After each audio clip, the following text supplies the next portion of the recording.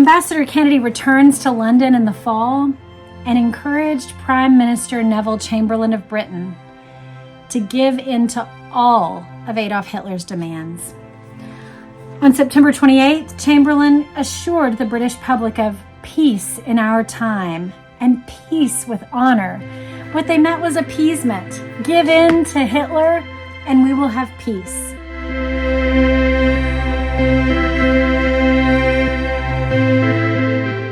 Hello and welcome back to my channel. And if you're new, then welcome. I would love to earn your subscription. This is episode 3 about the Kennedy men. 3 generations of sex, scandal, and secrets. This is our summer read on my channel. We have a lot of other content you might be interested in that a lot of it deals with the JFK assassination. We have gone through books about Kennedy women. We have done Chappaquiddick. We have done other books as well. But this is more of a fun summer read. A lot of times on this channel, we deal with factual information, interviews, Life magazines, historical information. This one is a read that we are doing for fun and to get the general story arc of the Kennedy family. One thing I want to say about this book is I am not reading it and you should not take it as absolute fact. Although most of the big picture details are true, but sometimes she gives personal information or private conversations that are a bit more like hearsay.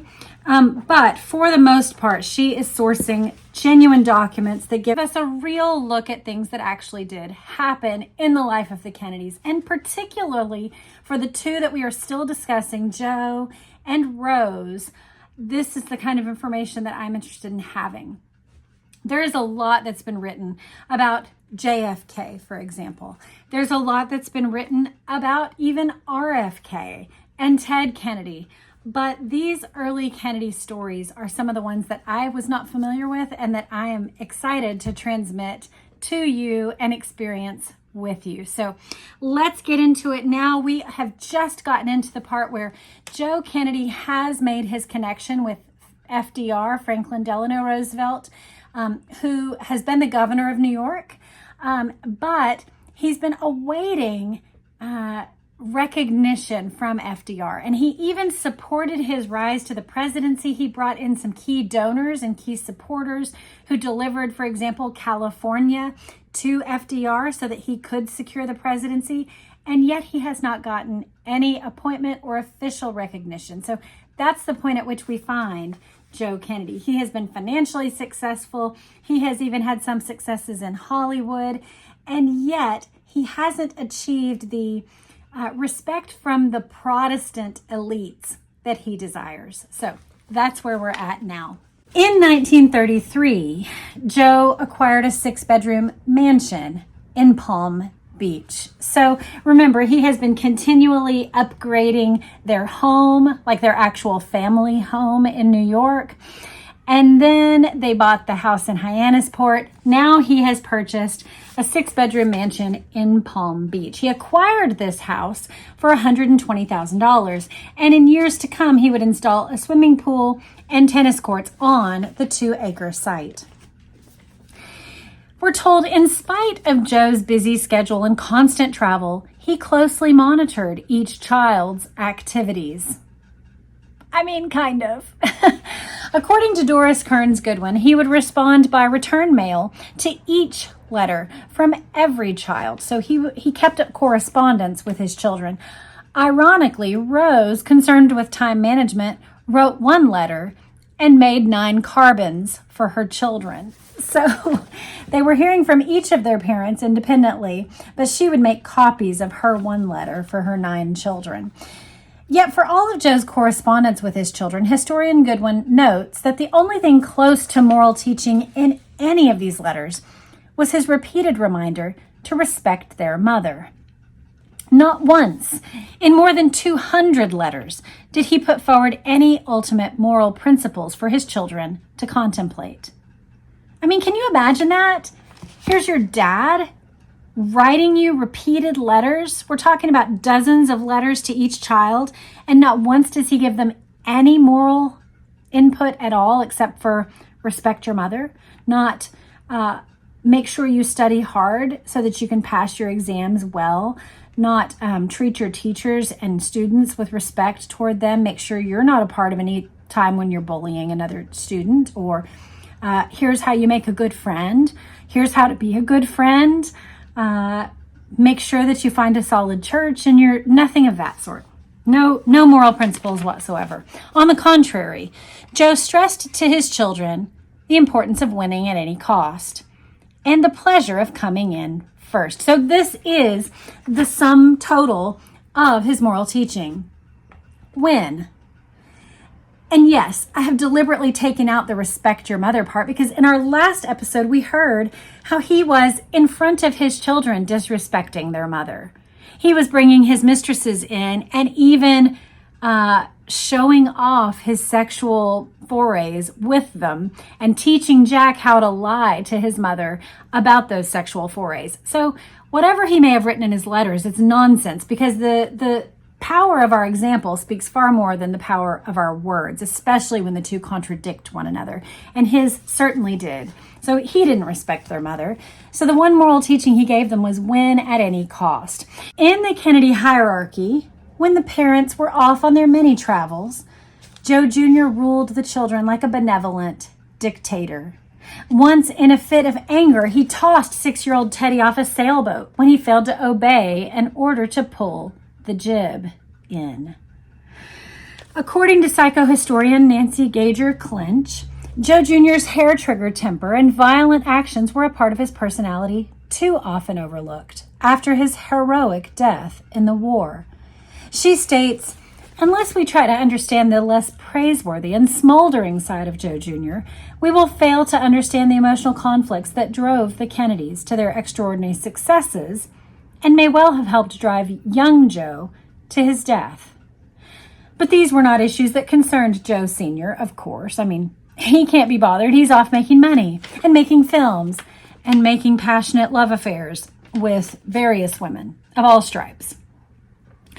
Determined to raise a future president, he consulted luminaries in all fields, like the Harvard law professor Felix Frankfurter, who advised him to send young Joe to study with England's leading socialist, Harold Laski, at the London School of Economics. Interestingly, Joe Jr. is always the one that's singled out for his father's focus, for academic focus, athletic prowess. And actually, we're told Jack accepted his father's preference for Joe because he believed his father always treated him fairly, and because he valued the space and obscurity that his status as the younger brother provided. This reminds me of the ways that, Harry protests about it now in regard to William. He even titled his book famously Spare, because it's so offensive to him that he was occasionally jokingly referred to as the heir and the spare. But Princess Margaret, Queen Elizabeth's sister, actually relished the position of being second. She liked that she could have her fun and get away with stuff. And, even though it comes with, yes, the parental focus on the older, there are some advantages that people who are the second behind the leader actually get to enjoy. But about his mother, Jack was ambivalent. According to Lem Billings, Rose was a tough, minute disciplinarian with a fetish for neatness and order and decorum. This went against Jack's natural temperament, informal, tardy, forgetful, and often downright sloppy. So there was friction, and on his part, resentment. Resentment was putting it mildly. To others, Jack said, "My mother's a nothing." So this is completely unlike his father's counsel of respect your mother. Instead, he has learned his lesson well.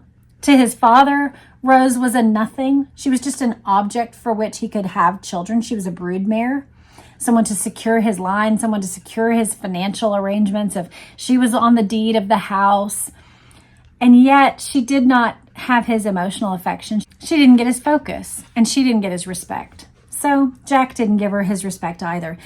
To Joe Sr., his oldest son's only fault may have been smoking cigars. Although he was the son of a saloon keeper and had made a fortune in bootlegging, Joe never approved of drinking. He was equally opposed to smoking. His own pipe didn't count. And he offered $1,000 to any son who finished college without using alcohol or tobacco. Bobby would be the only one to collect. So Bobby finished college without smoking or drinking. That is interesting. He was notably the most Catholic of all the brothers, at least in his practice. He was the father of 11 children. He chose a decidedly Catholic wife. The others were sort of, I don't know if they have it. I know there's the term Republican in name only, a rhino. I don't know if there's a Sino Catholic in name only. But to the others, I think Jackie and Joan were less decidedly Catholic, but Ethel she attempted to be like Rose, a very Catholic woman. So it's interesting that Bobby was the one that collected and followed this rule of his father's. Interestingly, FDR did finally come through with an important post for Joe. Joe stepped into his new position as chairman of the SEC, the Stock Exchange Commission. Many were outraged at this appointment because Joe had a shady reputation as a stock speculator and a ruthless businessman. It seemed like putting the fox to guard the chickens. To counter this angry reaction, Roosevelt arranged for Arthur Kroc. He was a New York Times bureau chief that came to interview Joe. And this little, makeover in the media taught Joe an important lesson. It began this long and profitable relationship between the two men. It would not only benefit Joe, but all of his sons. And this also taught him early on the way that control and influence through the media could be used to garner political respect and to kind of make over your image so that you became respectable. Joe made the most of this new position. He rented a 25-room estate in Maryland and lavishly entertained key members of the press there. Fresh off of his year at the London School of Economics, Joe Jr. entered Harvard that fall. He drove a yellow Ford. He played football, rugby, managed to make the dean's list. He skied, swam, sailed, played golf, basketball, and intramural squash. So definitely a sportsman. In junior year, Joe was elected to Hasty Pudding. By then, he had developed a reputation for poaching other men's dates on college weekends. Thus, he didn't have to pay for the girls' transportation. So times when there was a weekend event where people would travel somewhere out to the coast, he wouldn't pay for the transportation. He would just poach the girlfriend from his buddy. What a cheapskate thing to do. Joe Jr. and his fellow jocks were also fond of visiting in East Boston saloons and getting into brawls. Recalling Joe Jr. in years later, Jack wrote the following, quote, "I suppose I knew Joe as well as anyone, and yet I sometimes wonder if I ever really knew him. He was very human, and most certainly had his faults. A hot temper, intolerance for the slower pace in lesser men, and a way of looking with a somewhat sardonic half-smile, which could cut and prod more sharply than words. But these defects, if defects they were becoming smoothed with the passage of time." In a way, a young man who dies young is sort of an unfinished man. Jack later is looking back at his brother and trying to recall, what was he really like? Who was the man? Did I ever really know him? Here is a picture of Joe Jr. when he was a Navy pilot. When a young man dies young, he hasn't had all of the experiences that you get in your late 20s and 30s and 40s that form the actual real man, that show you what the man is made of after he's gone through trials and difficulties and challenges. Then we get to see what sort of man is this. But a young man hasn't been through any of that. And so Jack is looking back at someone who hadn't fully proven himself and trying to recall what his brother was like. And that's a hard thing because in your late teens and early 20s, you're still malleable. You haven't yet fully taken the form of who you will become. Joe resigned from the SEC in triumph in the summer of 1935. So he just spent a year at the head of the SEC. He was a mover and a shaker, it seems. He takes on this, he takes on Hollywood, he gets into the stock market, he gets out of the stock market. He's now in the SEC. He's not the chairman of the SEC. Like, he's really a man on the move that can't quite sit still almost. He and Rose, with Jack and Kathleen, sailed to Europe, traveling first to France to install Kick in a convent school there. And following the course set by Joe Jr., Jack was enrolled in the London School of Economics under this Harold Lasky. But soon, Jack fell ill with jaundice. Jaundice. And by October 21st, his parents had withdrawn him and were taking him home. Now, I wonder, and I failed to look this up, but I wonder, like, what is required that you end up with jaundice as an adult? The only time I've ever heard of jaundice is in an infant, like in the first days of life, that maybe you haven't gotten enough sunshine, or they do the little bilirubin box where you're inundated with light. For me, I always took my nursing babies out in like kind of filtered sunlight, and we just sit in the backyard and let them get some sun to get some vitamin D to overcome any jaundice. But I hadn't ever heard until this of grown adults getting jaundice. It makes me wonder, like, had he been self-medicating through all this time on sailboats and down in Florida, just getting plenty of sunshine, and now he's in London, like notoriously gray and just not getting enough sun. I don't know if that, like, is that something that still happens in those countries? Is it that we have enough fruit now, that we get enough vitamin D? I don't know. I wonder, like, does anybody fall prey of jaundice anymore? Was that actually a faulty diagnosis? Or it just makes me wonder, like, what was happening? I know he was a sickly sort of person, but it just really made me wonder, like, what factors have to be in place to be an adult who comes down with jaundice? Well, Jack enters Princeton in late October, and this is completely opposed to the policies that are normally in place. This was 6 weeks after fall term had begun, and their admissions policy technically did not permit jumping into a semester, but Joe Jr. got in touch with a media friend who was then editor-in-chief of the New York World, and he pressed the dean of admissions to bend the rules for Jack.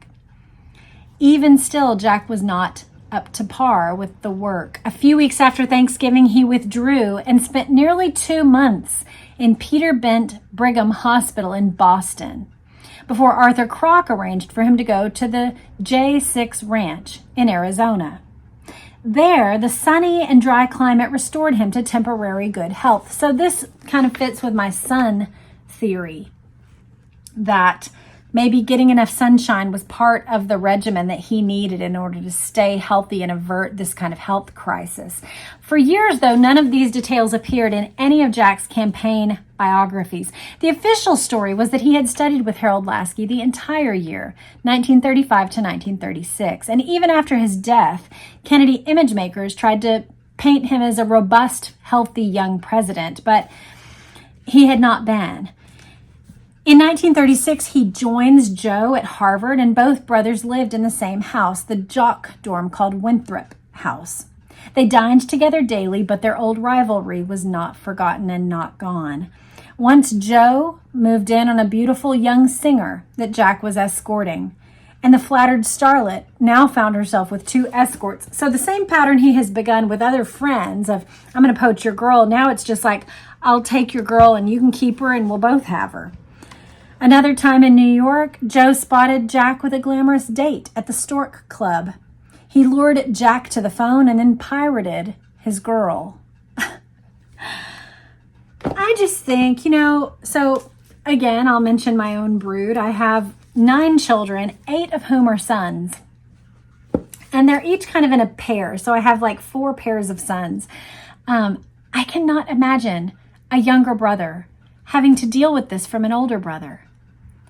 I can't imagine parents that would let this go on. Just this relentless, like, we're in competition, buddy.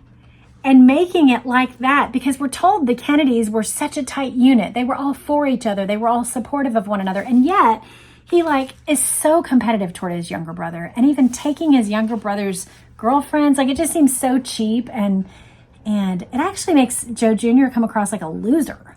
What do you guys think? Like, he's having to, he can't even get a girl of his own. He can't just show up with a girl. He's got to go and take what somebody else has picked up. It just seems really cheap to me. Let me know in the comments what you think about it. But it does not give me an honorable view of Joe in the least. Like, get your own girl. Why do you have to go after your younger brother's girlfriends? It just seems really lame. Well, as 1936 opened, FDR prepared to campaign for a second term.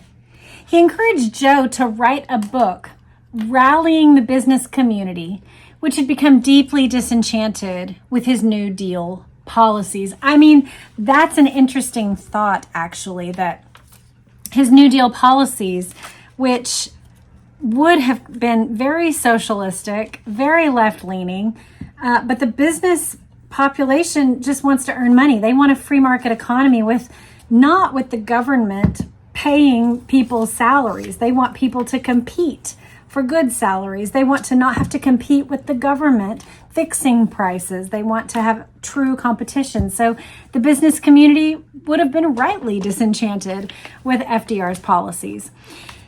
Joe hired Arthur Kroc, again, Arthur Kroc, he's come in a pinch in many different instances now in Joe Kennedy's life, to be his ghostwriter. The tycoon and the journalist worked from January to June, producing a book called I'm for Roosevelt.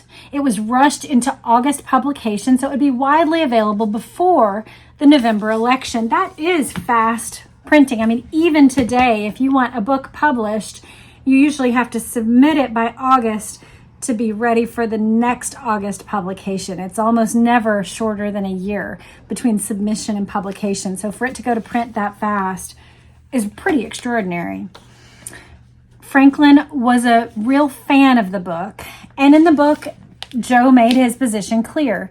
FDR had saved the capitalist system. He chided ungrateful businessmen who didn't appreciate that. The book included Joe's declaration, I have no political ambitions for myself or for my children. I mean, lie.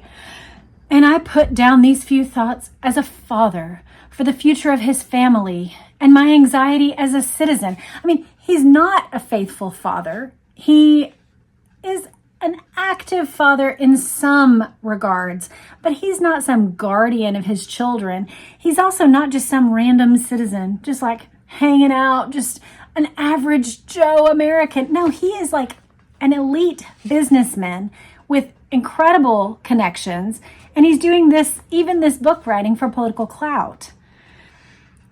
He asks that the facts about the president's philosophy be not lost in a fog of unworthy emotion. Although the book helped re-elect Roosevelt, Kennedy still didn't get the promotion or cabinet post that he yearned for. Finally, in the spring of 1937, Roosevelt gives him this like partial minor appointment. He says, you can be the head of the newly created Maritime Commission. But Joe resigned after a few fractious months because he was not good at managing people, especially not average laborers. He clashed with radical unions and with ship owners. There was another disappointment as well. He was again not elected for the Board of Governors for Harvard, which is really what he wanted most of all. Well, Jack spent every summer at Harvard abroad, but the summer of 1937 was especially memorable because he toured Europe with Lem Billings. Now, there is an entire site, I will try to remember to link it in the show notes, where you can go through photos, journal pages, you can read the recollections of both Jack and Lem from this trip. And it is a really wonderful look at JFK in his youth. A young man exploring Europe, kicking around with a buddy, having all these wild experiences. Here are some of the things that they did. It says there was a 2-month tour of the continent. They sailed on a ship. They brought along Jack's Ford sedan convertible. They attended a bullfight, visited the shrine at Lourdes. They gambled in Monte Carlo. In Italy, they had a private audience with Cardinal Pacelli and attended a rally for Mussolini. They moved on to Munich and Nuremberg, where they narrowly missed seeing Adolf Hitler. They returned via Amsterdam and Brussels, had a 3-day stopover in London. They had actually bought a dachshund, a little dog, in Germany, but Jack has such an allergic reaction. He gets hives, has a fever, his eyes swell up until they're closed, that they had to get rid of the dog. Back in Washington, Joe was confiding to Jimmy Roosevelt that he would very much like to be the first Irishman to represent the United States at the court of St. James.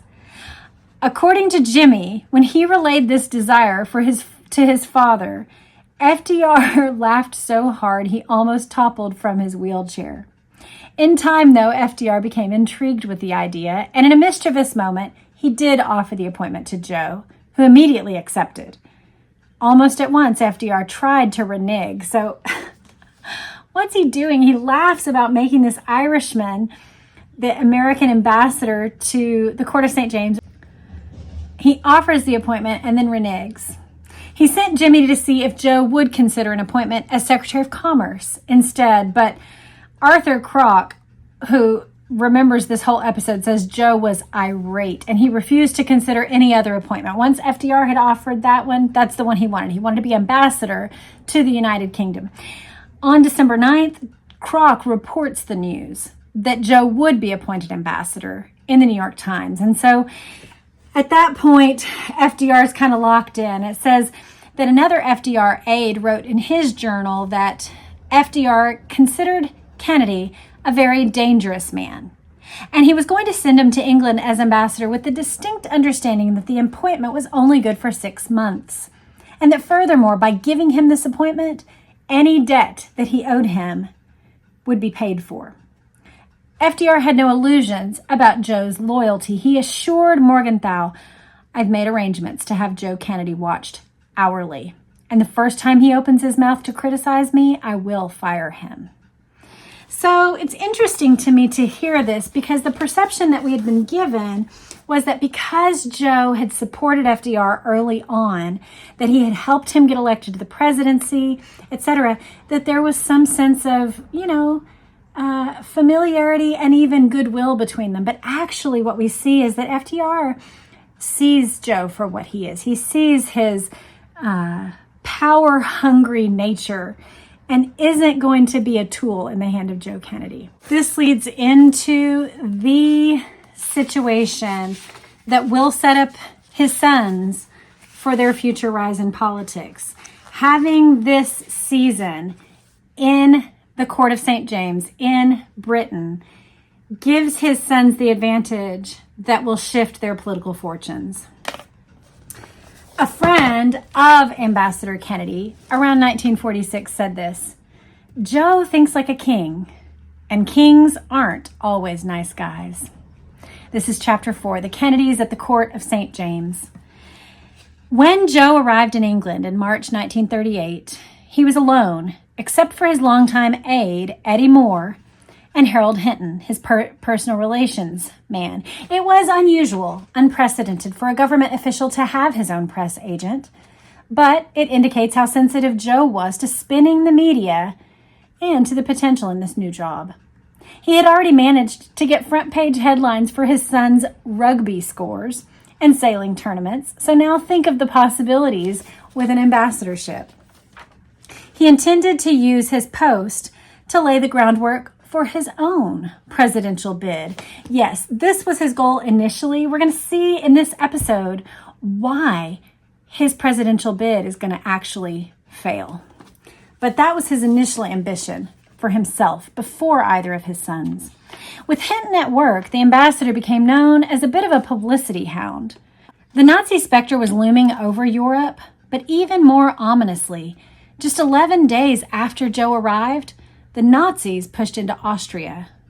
It seemed strange to some that at a time when the United States should have sent its most skilled diplomat to Great Britain, FDR sent instead a self-made millionaire, untrained in diplomacy, inept at politics, who loved publicity, who was suspected of harboring hopes of becoming the first Catholic president of the United States.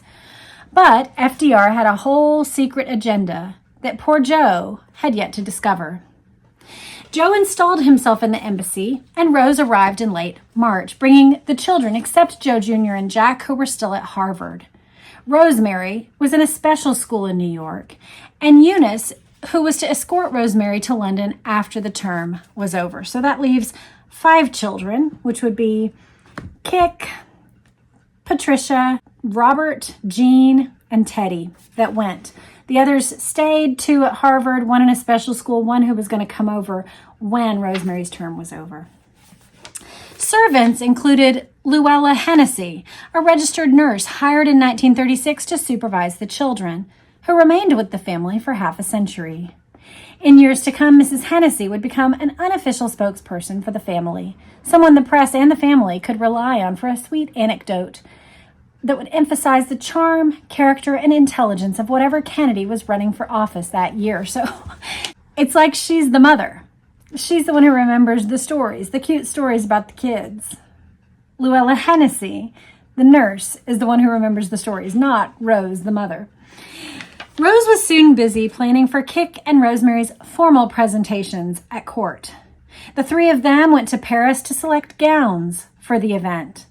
That May, when the girls were presented at Buckingham Palace, Rose wore her gown with a tiara of rubies and diamonds, borrowed from Lady Bessborough. A few weeks later, Rose held a coming-out party for the girls, receiving more than 300 guests. Rosemary, shy and not very bright, managed not to behave awkwardly, but she was nowhere near the social sensation that Kik was. Robert and Teddy attended an English prep school, and Rosemary was enrolled in a Montessori school in Hertfordshire, while Eunice, Pat, and Jean were enrolled in Sacred Heart Convent in Roehampton. By the late spring of 1938, Joe's aims of furthering his career and preventing war did not seem incompatible. He was seriously considering a run for the presidency himself. The election was 2 years away, and no one could have imagined that FDR was going to seek an unprecedented 3rd term. On June 15th, Joe returned to America to attend Joe Jr.'s graduation in June from Harvard. Joe's personal minstrel, Arthur Crock, celebrated his return in the New York Times. Here is the copy. Here is Kennedy back again, the rage of London, the best copy in British press. His counsel steadily sought by statesmen of the country to which he is accredited. His influence manifest and powerful in all matters in which the United States has an interest in Great Britain. Here he is back again, undazzled by taking up such a socially and officially as no American, perhaps, has known abroad since Franklin's day.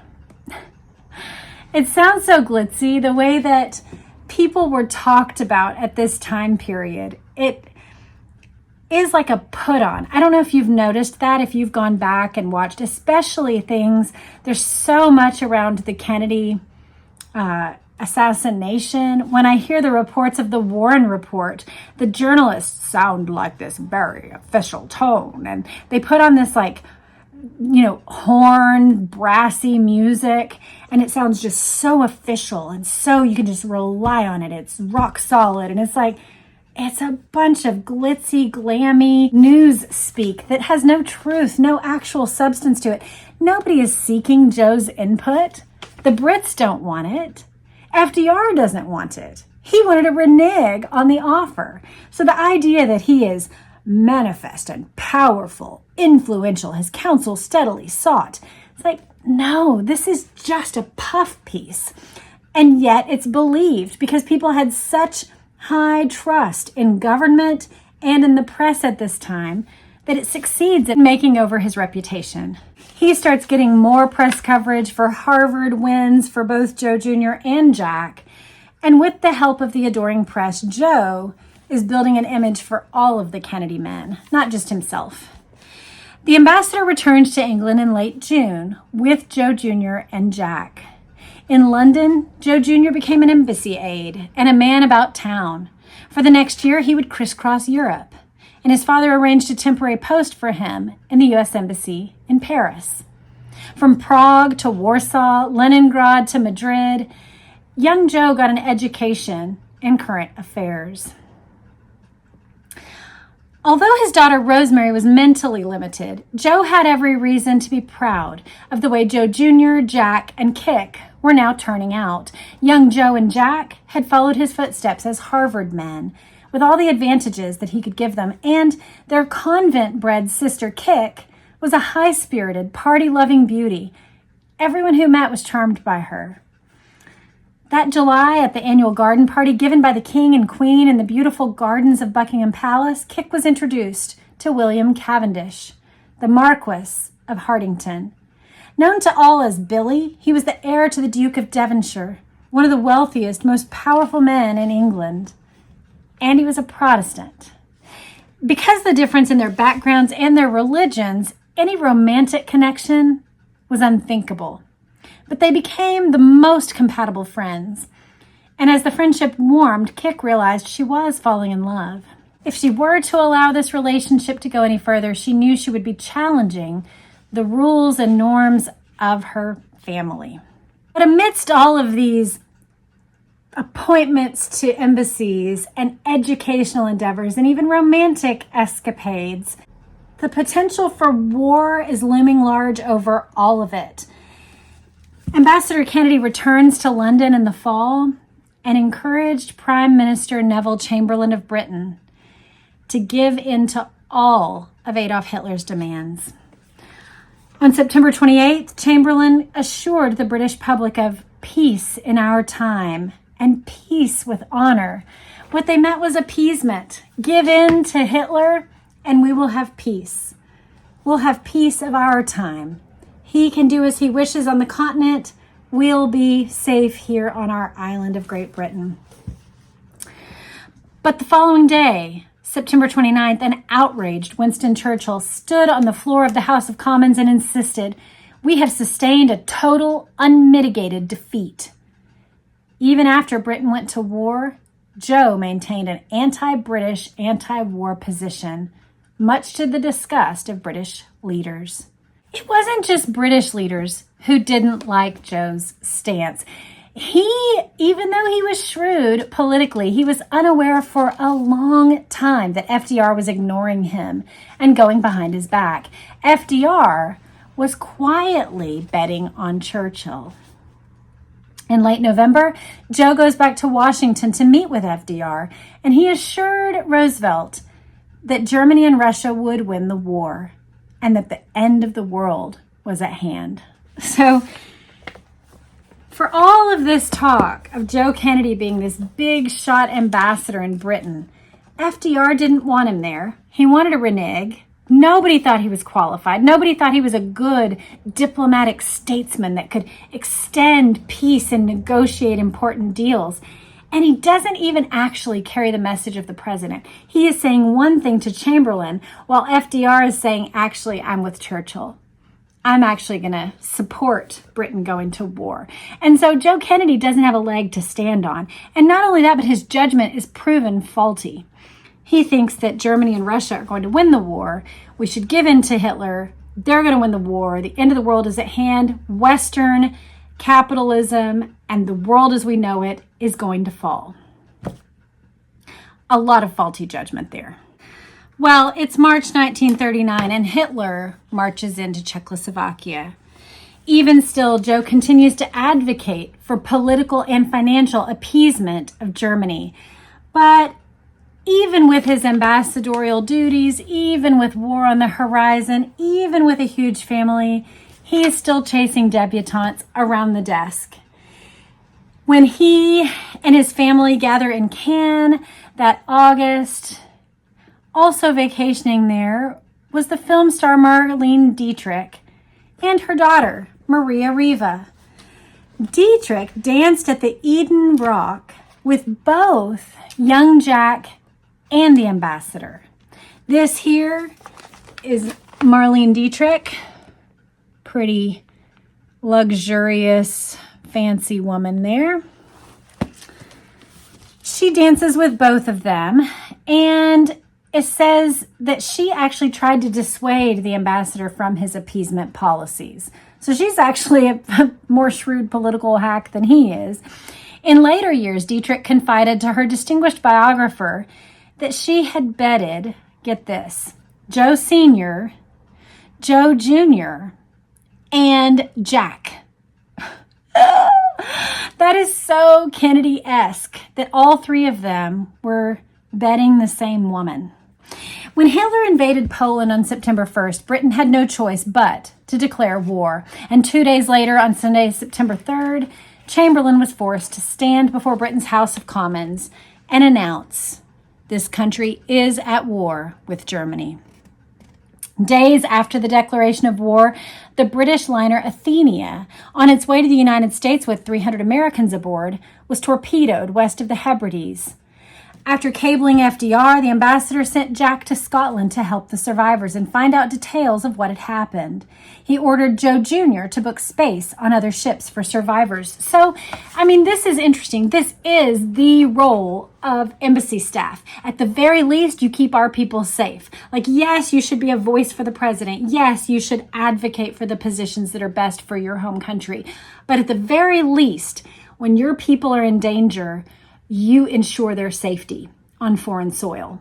And so he's doing his job here, and also Joe Jr. and Jack are getting to participate with it. They're actually getting to go physically and help the survivors. They're getting to be the ones who book space on other ships to help the survivors of this torpedo attack. So it's really insightful what his sons were able to be a part of. Not just the travel, not just the conversations around war, not just getting to know world leaders, but actual part of baking the cake, right?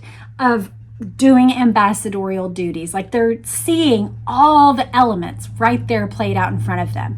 They're being given such a good look at foreign affairs. By September 15th, Rose, Kik, Eunice, and Bobby were all gone.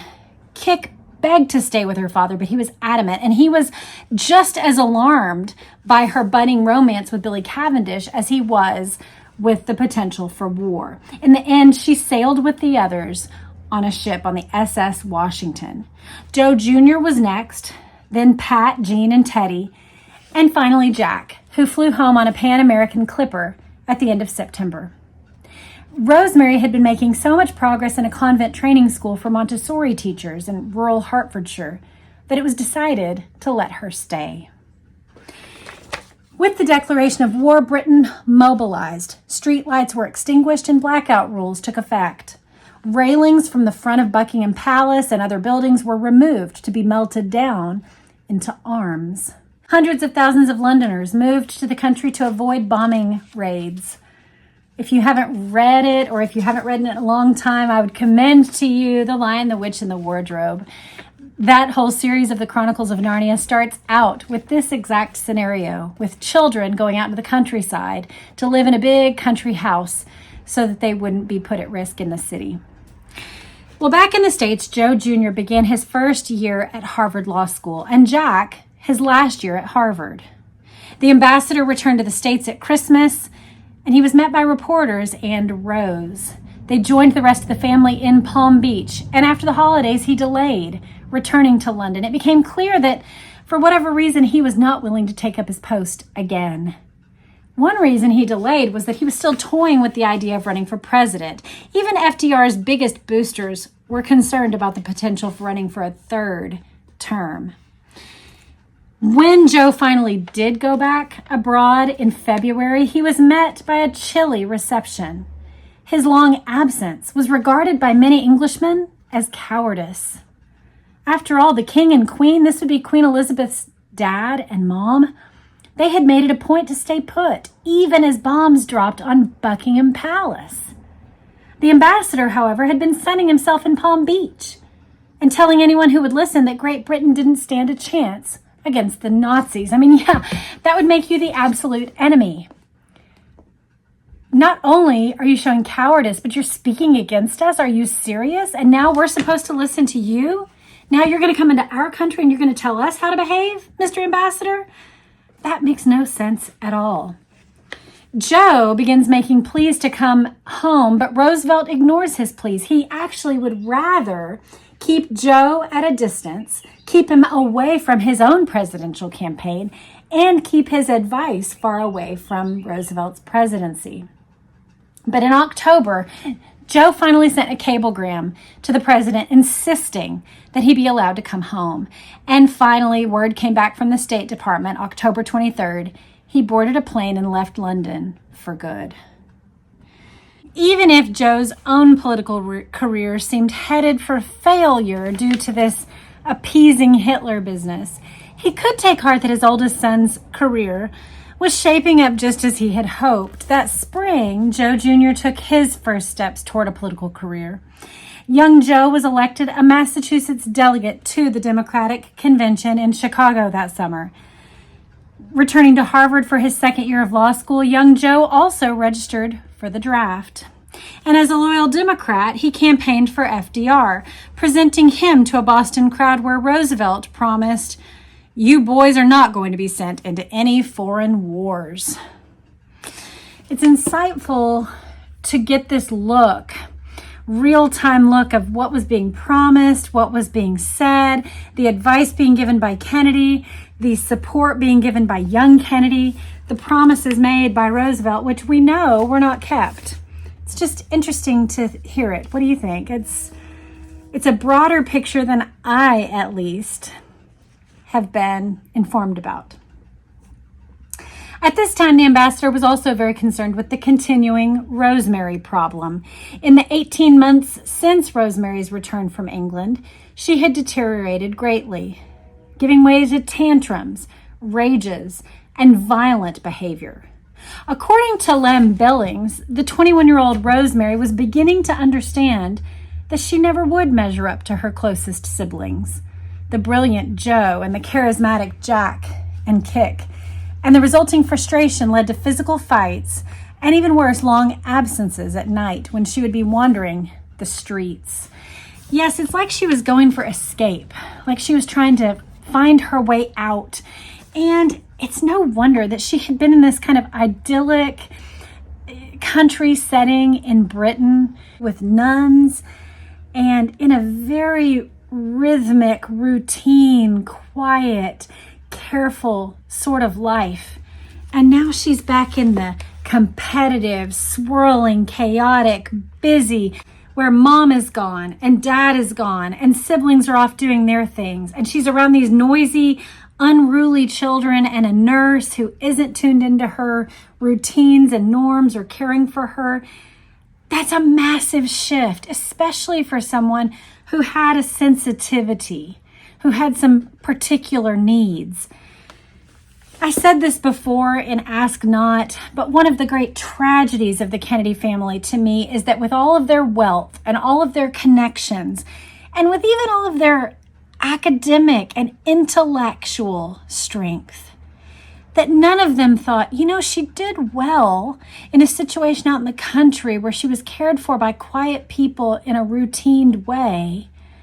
Maybe we should find a couple old widow ladies in Ohio that would take her into their home and just kind of fold her into their routine of maybe teach her to crochet and how to bake bread and fold her into some sort of meaningful life in a quiet place where she can have some order and we can all see her from time to time. But they didn't even think of that. Instead, other solutions are found, which I think we'll get to in our next episode. But this chapter goes on. Her cousin Anne Gargan described her this way. She was the most beautiful of all the Kennedys. She had the body of a 21-year-old yearning for fulfillment with the mentality of a 4-year-old. At Harvard, Jack decided to base his senior thesis on Munich. The ambassador pitched in and arranged interviews and offered memoranda for the background. It's very different from today's AI-generated papers by college students, isn't it? I mean, Jack was doing real-world, in-time research.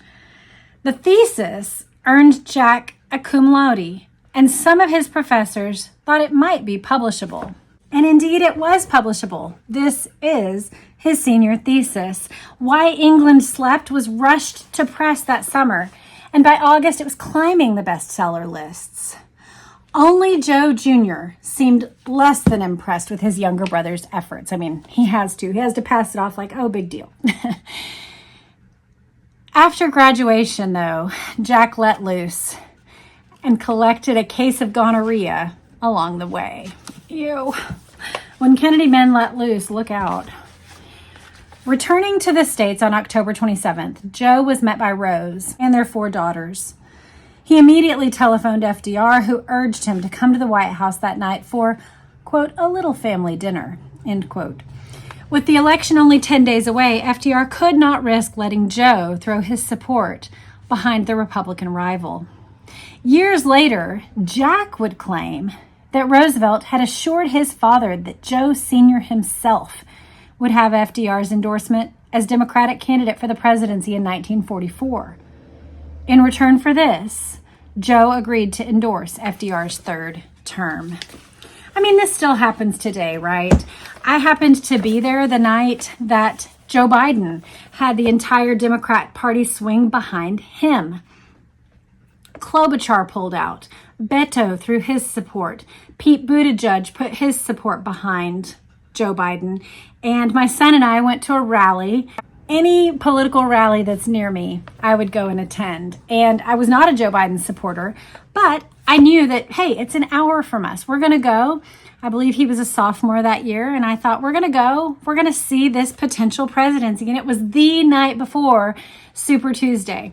And so all the support swung behind Joe Biden, just as it had done for Hillary in her election, when Bernie actually had the thrust of the party behind him in both elections.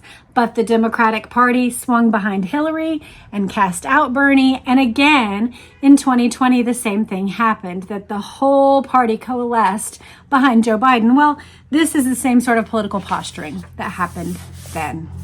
Back on board on October 29th, Joe spoke to the country on a special coast-to-coast radio hookup. Here is what he said, endorsing FDR's precedent-breaking 3rd term.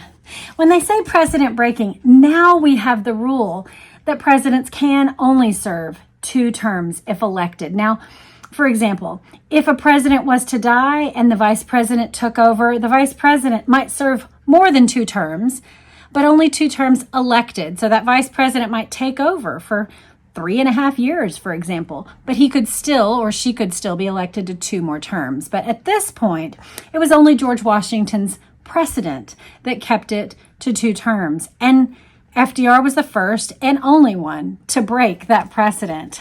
After him, there was an amendment made that limited presidents to only be able to serve 2 elected terms. But at this point, Joe is endorsing the precedent-breaking 3rd term. He said, this country must and will stay out of war.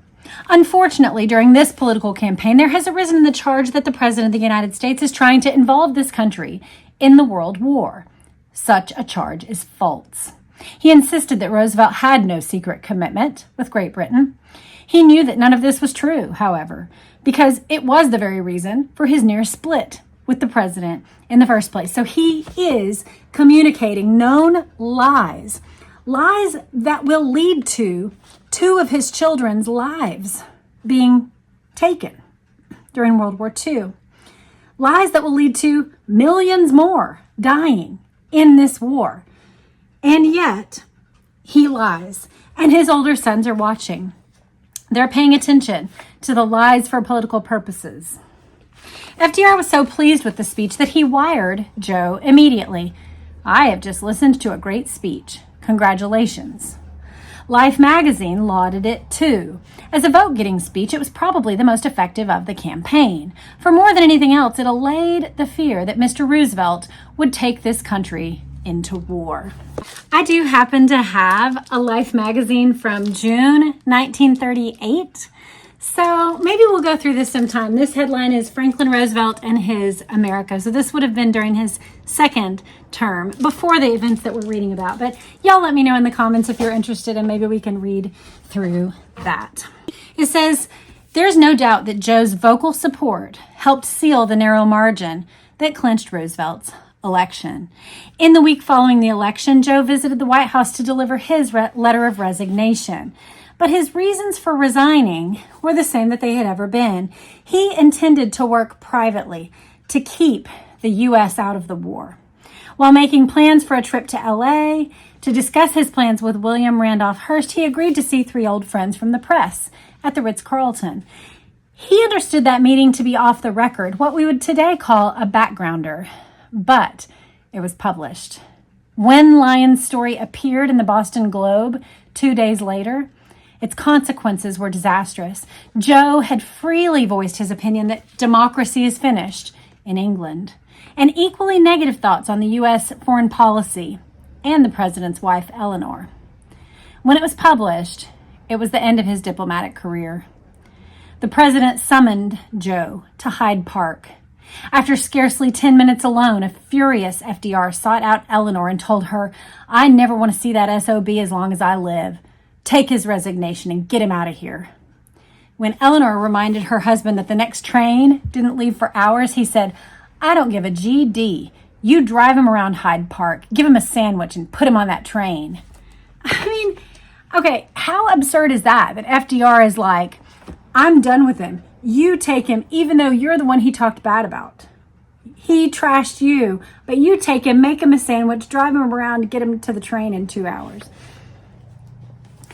Joe had been undone in the end by his own ambition and by a politician more ruthless than himself. He did not take defeat gracefully. It's usually accepted that that Boston Globe interview cost Joe Kennedy the ambassadorship, but in truth, he had already resigned. The story did, however, end any hope he had of a dignified exit or any continuing influence he might have had on the White House. You know, that's fascinating. That ends our reading for today, but to me, that is very fascinating. I thought that his appeasement policy was what had ended his influence with FDR and during World War II, but actually, it's way more personal than that. And I had no idea that it was so personal between he and FDR. What stands out to you from this reading, between the 3 of them sharing a woman, to the way that Rose treated her children, to the back and forth craziness of where the children were educated and what was happening with them, Jack's sickness, Joe and Jack's travels that set them up for foreign policy? We got such a good look at the foundation that leads to Jack becoming a statesman. Next time, we're going to get into a little more of Joe, and we're going to start getting into the next generation of Kennedys. So come back for that.